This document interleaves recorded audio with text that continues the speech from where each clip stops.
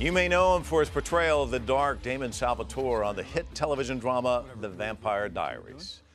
But I just want to de-passenger the great citizens of Mystic Falls using your magical traveler knife, so hand it over. That's gonna be a problem. 5 words that make me want to vamp toss my keys into your chest cavity. Little Gilbert, help me in the fight against my dark side and elaborate, please. We can't find it. As in you lost it? As in it's not here. You're right, don't invite me in because I will kill both of you. But what you might not know is that while he's ruthlessly ripping out hearts on screen as a vampire, he's spending his off-screen time making sure we don't destroy the planet. In 2010, he launched the Ian Somerhalder Foundation, and since then, he's won numerous awards for creating awareness about protecting the environment and the creatures that share the planet with us. Joining us now is the actor, model, and environmental activist Ian Somerhalder to discuss why he thinks we all have an interconnected role to play in saving and transforming the environment. Welcome to Full Frame. Thank you for having me. Well, it's a pleasure. Appreciate it. How many months, years did it take for you to come up with the title for your foundation? That was in 2010, so 32 years. A lot of people can't pull it off, but you can. I think it took about 32 years. Let me ask you about your philosophy, because it's unique. I mean, it's not just the environment. A lot of people focus on the environment, but you love animals. It's like this interconnected philosophy that you have. Kind of describe it for people. Well, I think there's a certain, not even a certain, I think there is such an interconnectedness to the world with the creatures that inhabit it, ourselves being creatures, and then the environment. And actually, really quickly, I would offer you this. So typically when someone says, what is the environment? You would say, well, it's the natural world that surrounds us. That's what you would typically think. But I'm just going to offer up a little food for thought, a piece of information. If you could imagine the world as the same biological process as us, you say, the trees are our lungs. If you cut all the trees, guess what? You can't breathe. If you look at the Amazon River system, it's almost like a carbon copy of the human cardiovascular system. So if you pollute all the waterways, it prevents the organism, so to speak, from getting all the vital nutrients it needs to survive. And so if you can look at us and our body and our body's types as the same biological process as the Earth, you no longer see yourself as a separate component of it. And then, therefore, you say, well, then we should definitely protect this because this is me, it's you. It's such a more holistic framework to sort of live in.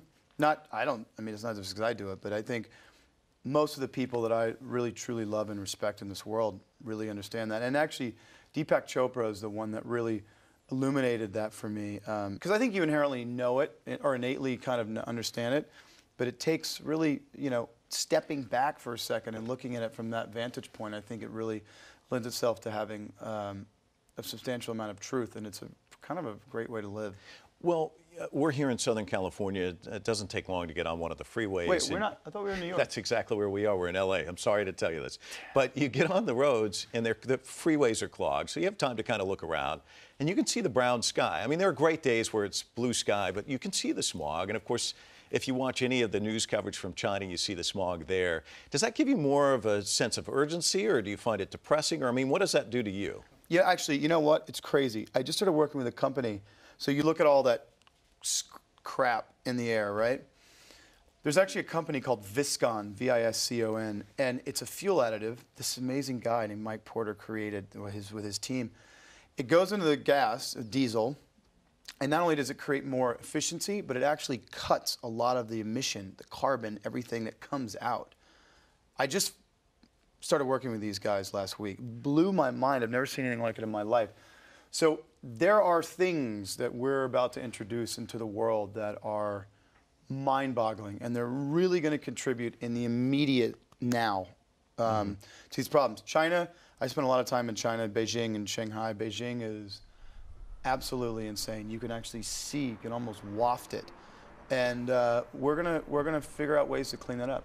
Yeah. It's not even it's imperative. You know what I mean? But sometimes, like even when you watch the news, some of the stories I think they get lost because you're focused on one story. And one example, of course, the Malaysia airline, the search for wreckage, and they say, well, we found this debris field.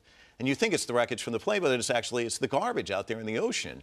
And you start to think about times that by however many, and the damage we're doing to the planet. And that story doesn't seem to get as much traction. It's insane.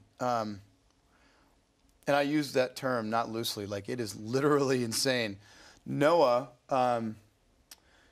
just reported that there are 44,000 pieces of plastic per square mile of seascape. That's unacceptable. Totally. This is why it's not you and me or anyone in this room, because we're all set in our ways and old. It's this next generation. These are the young people, and so that ultimately what we do is you empower them now with information. That's education. So now they're empowered, they're educated, they're empowered, now they're activated. And once you've got information like this and you're super empowered by it, you become compassionate. And that's ultimately I think it's the biggest thing missing in our world right now is compassion. Because when you look through that holistic framework, if you have compassion, whether it's for this cup or a plant or an animal, all of a sudden you start living a much different life. Well, and the thing that you say is, I think if you look at it, like you said, it's daunting when you look at it in its totality. And I think a lot of people are frozen. They're like, what can I do? How can I possibly have an impact? And your argument would be, we all play a role. I had this conversation with Elon Musk, who is a true hero of mine. You know, I mean, Tesla, everything he's ever done is really groundbreaking, and he's a brother, and I'm just so honored to be in his presence. But the interesting question is, with battery technology, how, now going forward into the future and trying to cut emissions, how are we going to find all this nickel? How are we going to find source all these elements without blowing off the tops of all of our mountains? How do we do that? And that's an interesting question. The American car market, for some reason, we think diesel is an awful fuel. Because in America, we think of like the old Peugeot or the old Mercedes with the black plumes of smoke. America, that's gone. That doesn't exist anymore. Oh, well, diesel's more expensive. Well, you get better gas mileage, and it's actually the same amount as the premium unleaded. These are just, I can't understand for the life of me. Go to Europe, go anywhere else in the world, everything runs on diesel. It takes half the energy to refine it. It's the first thing that comes out, I think, like after kerosene. So it's consumer education. We vote every day with our dollar. You have the power to say, you know what, man? I'm not buying those snacks. That's palm oil from Brazil or Indonesia that was deforested. Right. These are all little things you can do that make a huge difference, because remember, there's 7 billion of us. Let me ask one final question, because we're just about out of time, but I want to talk to you about this series, Years of Living Dangerously. Talk to me about how you got involved in that and what the overall objective is of it. I remember getting the call, and it was the guys from 60 Minutes went to David Nevins at Showtime and said, we want to do a show that's 60 Minutes meets Homeland, but it's true. Celebrity correspondents going into places in the world that are really, really, really in trouble, and the overall effects. And they said, you know, they start rattling, my manager starts rattling off all these names. You know, it's Don Cheadle, Harrison Ford, Matt Damon, Thomas Friedman, Leslie Stahl, and you. Wow. And I said, what? I mean, I jumped out of my seat. So the one thing I keep hearing is that switching over to renewables, aren't these electric bills going to skyrocket?